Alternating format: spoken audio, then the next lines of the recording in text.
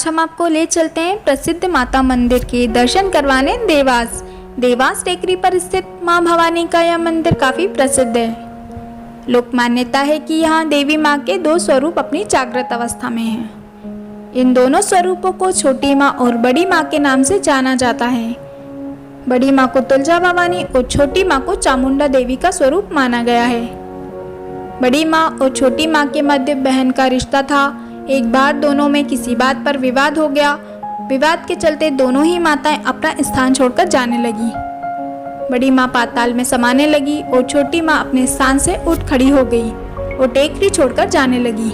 माताओं को कुपित देख माताओं के साथी यानी हनुमान जी और भैरू बाबा ने उनसे क्रोध शांत कर रुकने की विनती की। ऐसी मान्यता है कि बजरंगबली माता का ध्वज लेकर आगे और भैरू बाबा माँ का कवच बंद दोनों माताओं के पीछे चलते हैं। इस समय तक बड़ी माँ का आधा धड़ पाताल में समा चुका था। वे वैसी स्थिति में टेकरी में रुक गई। वहीं छोटी माता टेकरी से नीचे उतर रही थी। वे मार्ग अवरुद्ध होने पर और भी कुपित हो गई और जिस अवस्था में नीचे उतर रही थी उसी अवस्था में टेकरी पर रुक गई। इस तरह आज भी माताएं अपने इन्हीं स्वरूपों में विराजमान हैं। यहाँ के लोगों का मानना है कि माताओं की ये मूर्तियाँ स्वयंभू है और जागृत स्वरूप में हैं। सच्चे मन से यहाँ जो भी मन्नत मांगी जाती है हमेशा पूरी होती है।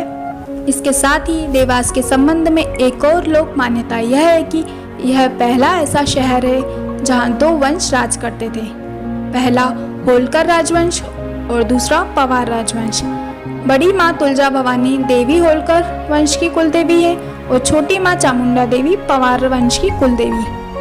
टेकरी में दर्शन करने वाले श्रद्धालु बड़ी और छोटी माँ के साथ साथ भैरू बाबा के दर्शन अनिवार्य मानते हैं। नवरात्रि के दिनों में यहाँ दिन रात लोगों का तांता लगा रहता है।